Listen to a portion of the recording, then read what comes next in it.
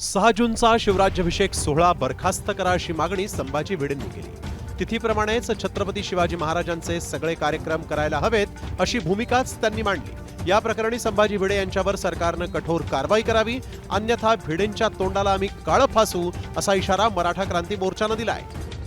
76 वर्ष झाली तरी सुद्धा आपलं मानसिक सगळं अधिष्ठान अजून ब्रिटिशांच्या स्वाधीन ठेवले। तिथीप्रमाणे महाराजांचा राज्याभिषेक झाला, तिथीप्रमाणेच त्याचा स्मरण दिन किंवा वाढदिवस व्हायला पाहिजे। 6 जून बंद केलं पाहिजे। या संभाजी भिडेंवरती सरकारनं लवकरात लवकर कारवाई करावी, अन्यथा या ठिकाणी या महाराष्ट्रामधील जो शिवशंभू भक्त आहे तो या ठिकाणी संभाजी भिडेंच्या तोंडाला काळं फासल्याशिवाय राहणार नाही। आता संभाजी भिडेंबाबत राज्य सरकार काय भूमिका मांडणार याकडे साऱ्या जनतेचं लक्ष आहे।